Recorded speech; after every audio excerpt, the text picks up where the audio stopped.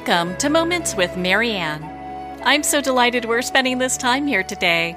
We have a very inspiring show coming right up with special guest, Kate Eckman. And she's here today to share with us her new book, The Full Spirit Workout, a 10-step system to shed your self-doubt, strengthen your spiritual core, and create a fun and fulfilling life. So I know many of you have heard of Kate. She's not only an author, she's a Columbia University certified executive leadership coach. She leverages her experience as a well-known communications, performance, and mindfulness expert, accomplished entrepreneur, and an elite athlete to equip leaders with the tools, methodology, and the energetic boost they need to excel. Kate's work is rooted in neuroscience, positive psychology, and whole person coaching techniques. Passionate about mindfulness practices for both brain and body health, Kate is a meditation teacher and course creator for the Insight Timer, the world's #1 ranking free meditation app. So let's welcome to the show, Kate Eckman. Thank you so much for having me. It's my joy to be here. Oh my goodness. I just love your book. And I have to ask you, what inspired you to write this? Well, I was an athlete for 17 years. I was a competitive swimmer, and I knew how hard I had to train my physical muscles to compete at a high level. And as I went about my life, like many of us, I experienced the stress and anxiety, fear, depression, judgment, comparison, all the emotional gravity that weighs us down. And certainly in the world this past year, it's been an added stress and challenge for all of us, not just to survive, but to thrive. We all deserve to thrive. And so I knew there had to be a way to train my attitudinal muscles, my mental, emotional, spiritual muscles, and really get fit and toned, confident, resilient, and optimistic from the inside. And that's the unshakable, unbreakable confidence, not the performance confidence that we can all show up with for 10 minutes here and there or pretend to have it all together.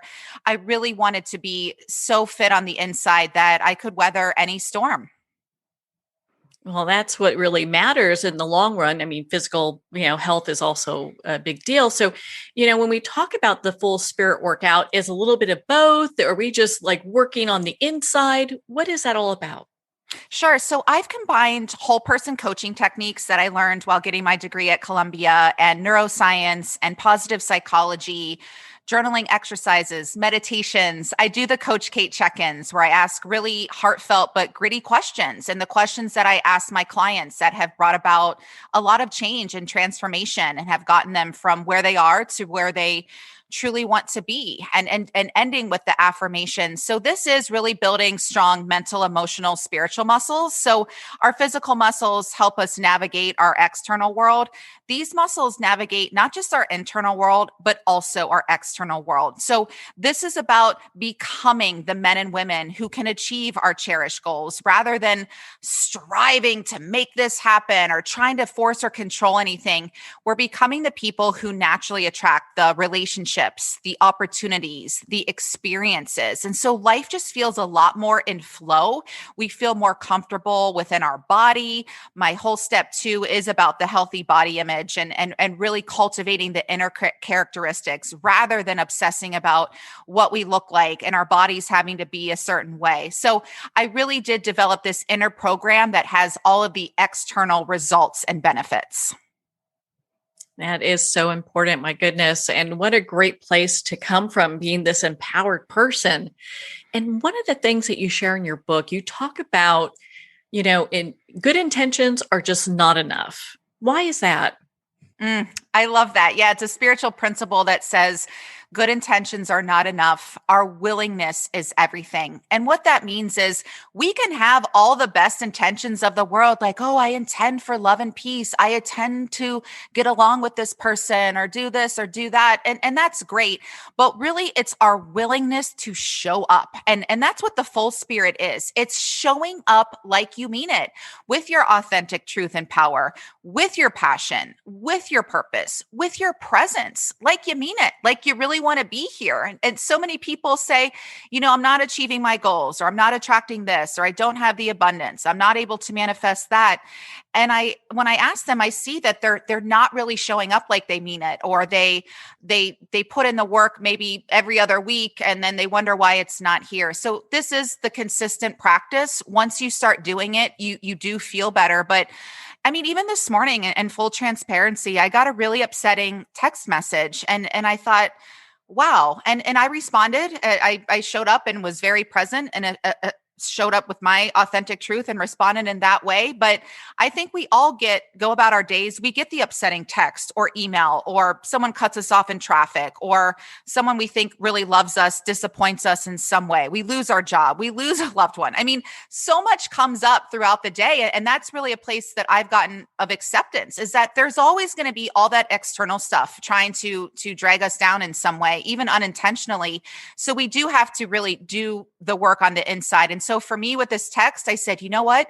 Right now I'm upset. I'm disappointed, but I'm willing not to be. I'm willing to feel peace instead of this. I'm willing to forgive myself for upsetting this person. I'm willing to forgive this person for upsetting me. And I use this as an example because I think there's this notion with people in the public, whether they're an author or TV presenter or whomever it is, that when they show up as their polished package, that they don't have any problems or they've got it all figured out. And I really want to call BS on that, because everyone is struggling.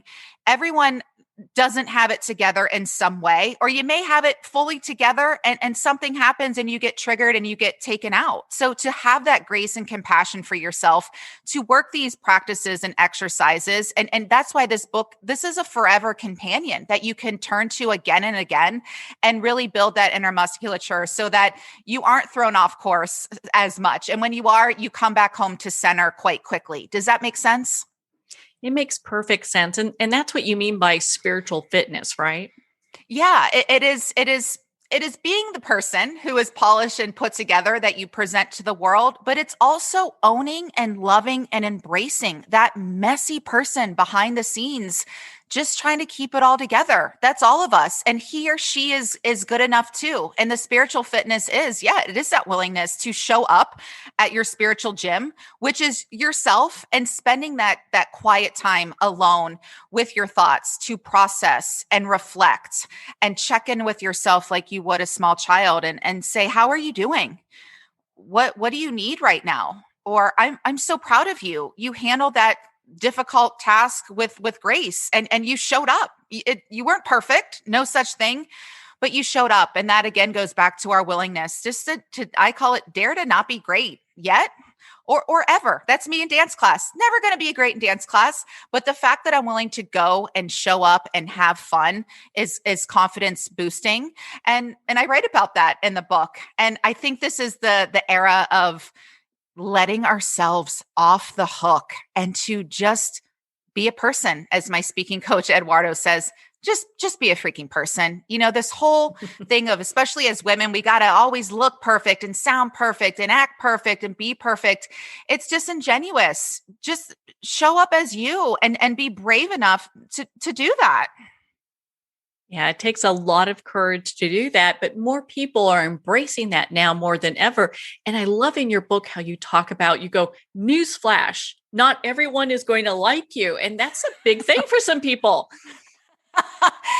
Oh, girl. Amen. You know, I've had to really learn that being in the TV, working as a TV news anchor and reporter, presenter, model, author, all the things. And especially when you put yourself out there in a public way, you're going to get some criticism. You're going to get some people who are going to say things. I've been fortunate. I haven't gotten a lot. I speak openly about being publicly body shamed while working as a size 12 swimsuit model, and the lessons I gained from that, and what I wanted to share with other women who aren't putting themselves out there like that. And because I'm okay with it, I choose to do that. But what about all the men and women and young boys and girls who don't choose to do that and hear bodies being criticized in that way? So that's what I'm speaking out against, because I'm grown and I choose to put myself out there. So I have to handle it, and I do handle it.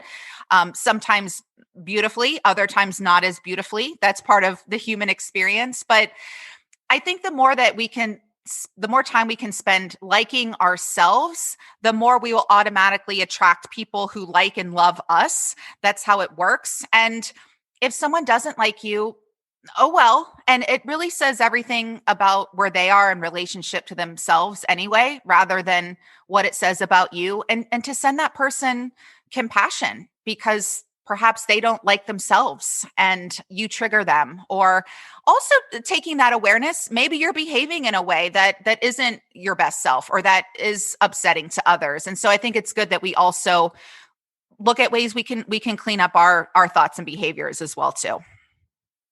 Well, I love how in the book you've got all these great affirmations. What was the intention when you put that in the book?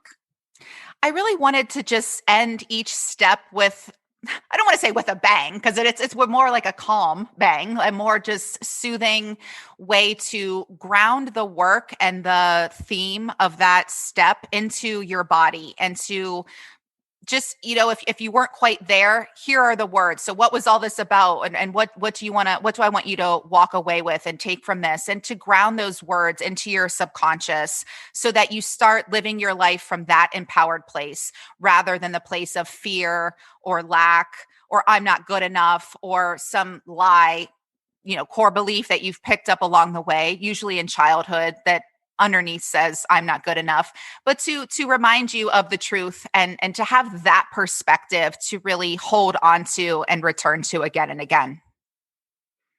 So I know that you've been doing the work that you've been doing for quite some time. What is your biggest beauty secret? Mm, it's to value myself for something other than what I look like. And I had this woman the other day say to me in a live TV interview, well, and it wasn't her. She said, well, I bet I have people watching who would say, well, you're so beautiful, you get whatever you want. And I just laughed because, first of all, no one gets everything they want. And the notion that if just because of what you look like, which is based on mom and dad and grandma and grandpa, and thank you for complimenting my heritage and my ancestral gene pool and my parents' physical production. Thank you. I'll let them know you approve. But in all seriousness, our inner success is not directly related to our outer success, because I've looked the part and got all the physical compliments, but just felt so insecure and lacking in self-worth, and it was filled with anxiety on the inside. And it's because one isn't translated to the other. Sure, I keep up with my looks because it makes me feel good. I like to have nice skin and hair and teeth. But it doesn't bring you success in terms of how you feel. And that's the notion that research even indicates, and science says that all those shiny objects and things we think are going to bring us happiness and improve our well-being, like good looks, like the house, the car, the money, the status, those things don't really move the needle. What moves the needle are acts of kindness and service, time affluence, social connection, sleep, exercise, things we all pretty much know, but we dismiss because we're convinced by societal standards that we need all the shiny objects. So when I do get caught up in that, or when I do find that certain people are just focusing on what I look like and judging me in whatever way, I go back to cultivating those inner characteristics like kindness, like compassion for myself and for others. And I also laugh too when people are like, "Oh, it must be nice. You're so beautiful. You get this." And what I don't say but think is, well, according to society, I'm kind of beautiful because I'm not a size 0, and I'm not 22, and all of those things. There's ageism. There's fat shaming, there's skinny shaming. So few, if any of us, get a pass when it comes to quote unquote looking the part to appease all of society. Does that make sense? Yes. And it's interesting because when people base things on looks, they really kind of miss the whole picture. While looks are, somewhat important to us personally, it's like we care about how we look and present ourselves to the world. It's not really what matters most. And you talked about people who, it's not the car, not the house. And it's interesting when people do reach certain levels of success and they've based it on money, car, house, perfect life on the outside, they are miserable on the inside. Yeah, and it's a lot of times because they've fallen asleep to the truth of who they are and what really matters. And look, I like nice things as much as anyone else. I'm not going to pretend I don't. Would I much rather spend the night at the Ritz-Carlton than out in the bush in Africa where I lived, I talk about that in the book. 100% absolutely. But that also is, it's not what ultimately makes our well-being improve. And so do the both together. Certainly, if you want to stay at the nice, luxurious places, absolutely. But also make sure that you're doing the inner work so that your insides are matching the outside, so that your lifestyle is sustainable and that your life has meaning. I think that's what I'm working with a lot of my clients on. I work with a lot of high performers and achievers, and they've reached the material success and what everyone considers to be a success in our society. But their lives are lacking in fulfillment and meaning. And they think, is this as good as it gets? And what kind of legacy do I want to create for my family and for my name? And so those are the things that people are thinking about, because you get to the point where it's like, what do I need? Another Ferrari? I need make another $10 million deal this week. It starts to feel meaningless. And that also speaks to research that says after a while, whether we realize it or not, we get used to stuff. So 2 years ago, where you were thrilled with $100,000 salary, now you need $250,000 a year to even feel good enough or to be happy. Or, okay, I've got this relationship with this person, they're okay. And then it's like, well, I want even more. And we do this all the time to ourselves. And it's so unhealthy. And it's good to be aware of it. And that's why I wrote about it in the book and really shed light on it, because so many things that make us unhappy, we don't even realize how we contribute to it. Yeah, it's funny. You hear about people waking up one morning and go, I'm completely miserable in my life. And it would appear on the outside that they have everything. Yeah. And I think that this is another reason I wanted to write this book, because I lost not one, but two dear friends to suicide in 1 year. And it completely transformed my life and the way that I looked at myself and others. And these two men were like a lot of people in the media that commit suicide, the Kate Spades, the Anthony Bourdain, think of so many, Robin Williams, so many of our beloved celebrities and people that we admire and look up to choose to end their lives. And it's because none of that stuff ultimately fills us up. And yes, there's mental health at play, but my two friends were cream of the crop. They literally had it all. And so it scared me. I thought, gosh, part of me was scared I was going to end up like that. Not that I've ever been suicidal, but like them and like all of us, quite frankly, placed all my worth in the external world with how much money I was making, what jobs I was booking, what I looked like. Were people approving of me? Were people impressed by me? All the social media, spiral that we all go down. So it really got me conscious towards what really matters and to create a program that would help all of us. So just like we have to physically exercise to stay fit and healthy, this isn't about looking hot in a bikini. This is about optimal health and being able to move about the world in a strong way. And same with this inner musculature. And I'm really passionate about it because I think we are sadly in crisis where a lot of us have fallen asleep to the truth of who we are. We've forgotten how powerful we are and what we're here to do, and to really share our gifts and our strengths rather than wallow in where we're lacking or what we don't have. Yeah, I think the pandemic has really put that out like front and center for a lot of people, where they're kind of maybe stuck in that place of wallow. I mean, when you are working with people, what is like the number one thing that you see that kind of holds them back? I think a lot of people are lacking in confidence, and it kind of sounds maybe foreign when you think, well, I thought you worked with professional athletes and high achievers and people who are successful. And I do. And you may be really confident at your job and the task at hand, for example, but you aren't confident when it comes to having a difficult conversation with your spouse, your boss, your coworker, or you don't know how to empower your team. You want to get them more involved, but you don't know how. So a lot of people struggle with confident communication. And I think it's because, and I've experienced this firsthand, I experienced it today. A lot of people don't like it when we share our truth and express our feelings because they make it about them. They take it personally.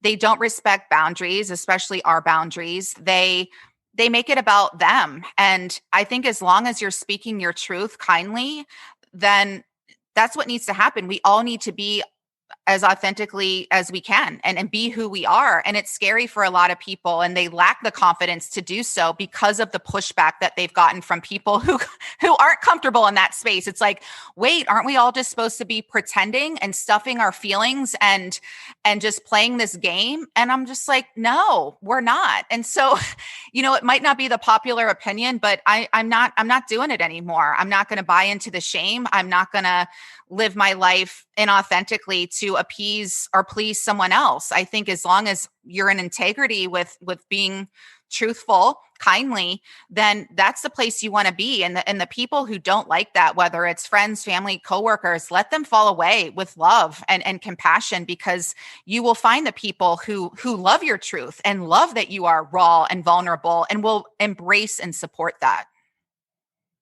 You go, girl. I am all behind you on that. My goodness. And, I love your book because it also asks really hard questions for people and it has them thinking. And it's important. These are questions that shape our lives when we talk about what our core values are when it comes to relationships. A lot of times people don't even know what that is. Oh, man. Yeah. Our culture is all about finding that quote unquote special person and putting everything on that person. And I've been on both ends of that, and neither feel good. It feels disempowering. It feels desperate. It feels stressful.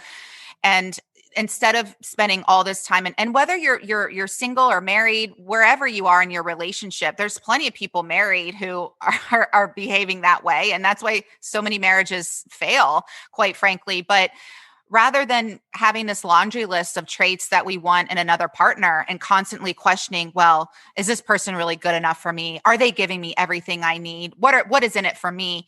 I think our time and attention can be better spent thinking about who we want to be in the relationship. And if our dream partner showed up tomorrow, would they want us? Are we everything? Are we embodying all the characteristics on that list, and really shifting your focus inward toward the gifts that you can offer other people, whether it's your forgiveness, your kindness, your compassion, all of these things. It sounds, again, counterintuitive because it's a complete 180 from the thinking of the world. But this is where true love can actually exist and expand and grow, because you're not just putting it all on the other person. You're taking full responsibility for your life. And the best part about that is that then you can change, rather than waiting or hoping or wishing or expecting someone to be someone they may never be or don't want to be, and just being realistic about it and letting people be who they are. And whether you choose to stay in relationship with them is on you. Maybe the healthy thing to do is to leave. I'm not here to tell anybody what to do. I don't know your situation, but when you start asking yourselves these questions and going through these exercises, you will get a lot more clear. It may be painful. It probably will be uncomfortable. And that's a good thing, because that's where you expand and grow and become the person who actually can live the life that you say you want to live.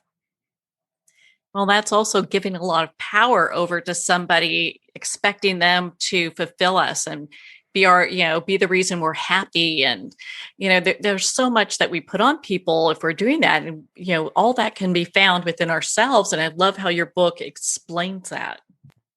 Thank you. I as Courtney Carver, the woman, the author who I love, who wrote the foreword to my book, she said, Kate meets you where you are. And the reason she knows where you are is because she's been there. And you know what? I have been there. And I think that's why I don't take it personally. I don't get offended. I don't take on any of that when people give me the whole quote unquote, someone like you, or must be nice, or, well, you're beautiful. Read my book. I have been through a lot. I know a lot of people have been through a lot, and we're often not seen or heard or acknowledged for that. And so it's a great time to see and hear and acknowledge yourself, and invite in the people that are also willing to see you and meet you where you are, and to share your truth and your story. But yeah, I've been around the block. I feel like a cat with 9 lives. So I do have a lot to speak to. And I have put in the work. I still put in the work every day. I have to. Emotional gravity is not going anywhere. All of the nonsense and chaos and uncertainty, I'm sorry to be the one to tell you, it's not going anywhere. So I know I have to do the work. And that's why I spend the time. I call it my sit and stare time, and spend at least 5 minutes. It's usually more like an hour a day in my sit and stare time, where I process and reflect and just stare out the window or straight ahead. And I can hear and feel people saying, well, must be nice, I don't have time to do that. And what I say, and what I said to myself for a long time now, is I don't have time to be angry. I don't have time to say things that I'm going to regret to the people that I love and possibly damage the relationship forever. I don't have time to be miserable. I don't have time to be in a place of exhaustion and overwhelm, because I have gifts to share. It's my duty. We all have life assignments, and it really is our duty and our birthright to share it with the world, and to uplift the world and empower the world. And we all have this. Everyone is given the call. Not everyone answers. I'm just answering the call. I'm not saying it's easy. There's a lot of days that I wish I didn't get some of these life assignments. It's hard. It's hard to talk about suicide. It's hard to talk about your darkest moments in public to the world. I'm not sitting here talking about like, I'm so cool, look at me. I'm talking about my failures and the times that I was at the pharmacy contemplating taking a bottle of antidepressants because I was in so much pain following the deaths of my loved ones. I just think it's good that we're all real, and we start talking about these things and releasing the shame, releasing the need and desire to look cool or be cool.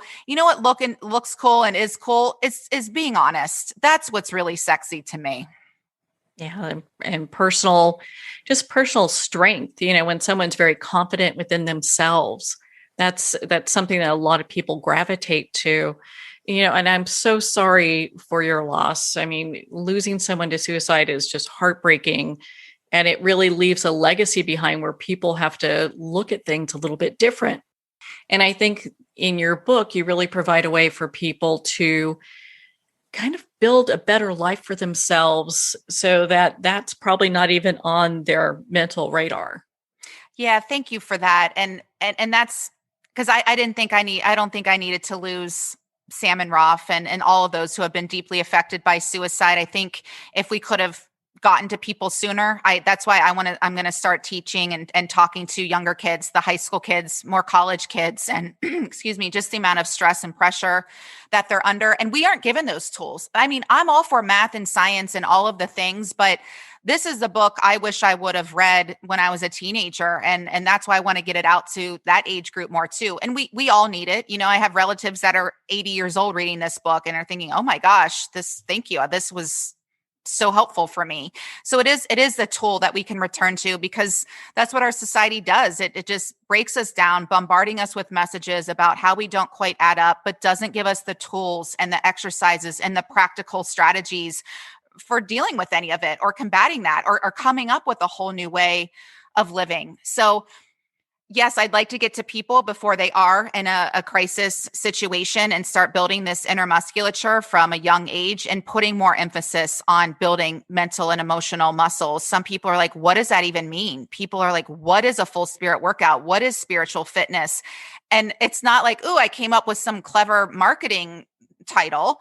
It's just that people it's kind of a foreign concept. What do you mean spend time working on myself? People think that's, again, the external and about just attracting things, and you will attract results. But I think a lot of people are uncomfortable even talking about this, which is why I'm here, right? I'm trying to get this to be not such a uncomfortable thing to talk about, and that this is as prevalent as going to the gym, which everybody knows you have to exercise physically to be healthy.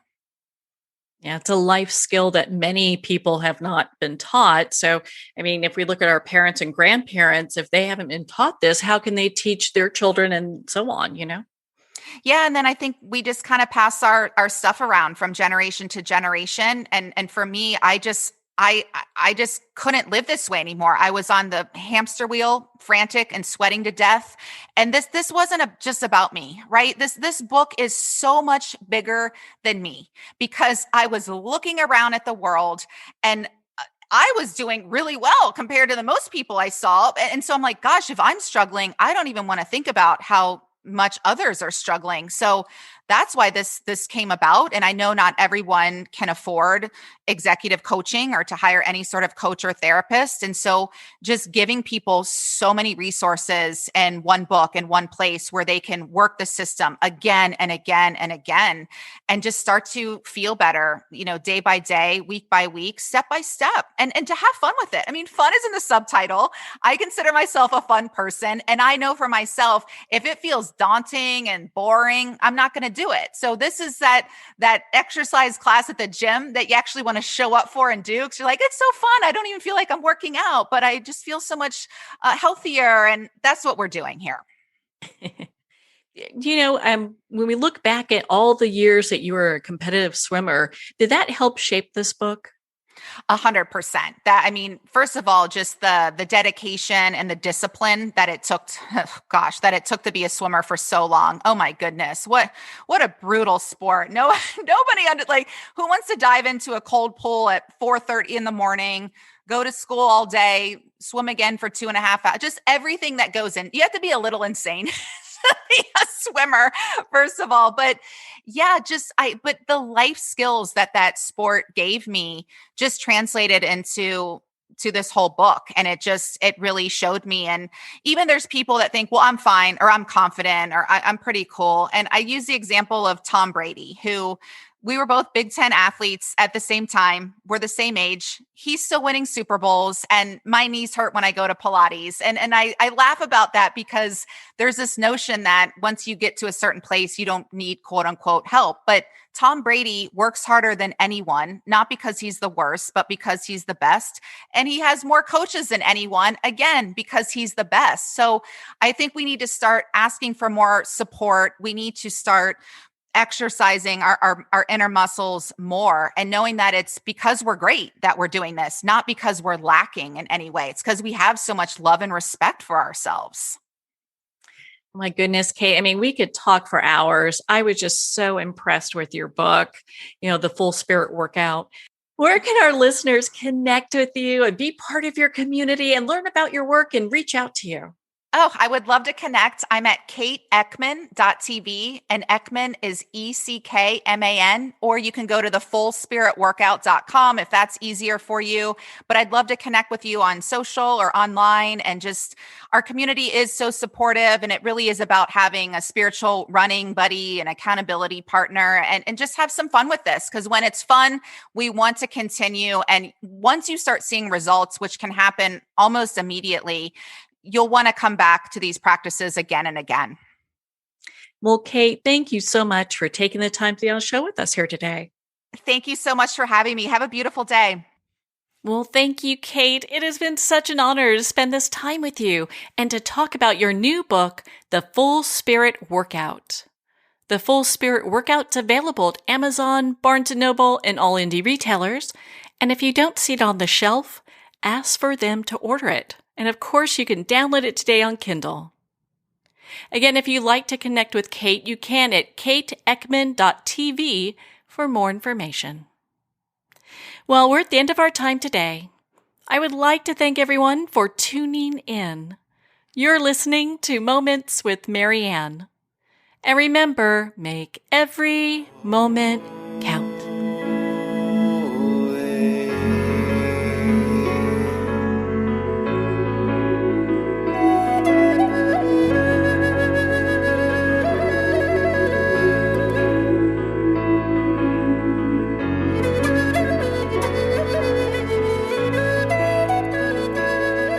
In a single moment, your life can change. Moments with Marianne is a transformative hour that covers an endless array of topics with the best of the best. Her guests are leaders in their fields, ranging from inspirational authors, top industry leaders, and business and spiritual entrepreneurs. Each guest is gifted and a true visionary, a recognized leader in her own work, and while teaching others to develop, refocus, and grow, Marianne will bring the best guest and sometimes a special surprise. Don't miss this. You never know just which moment will change your life forever. Moments with Marianne airs every Sunday, Monday, Thursday, and Friday at 8 p.m. Eastern and 5 p.m. Pacific Time. Make sure to tune in and visit momentswithmarianne.com for more information.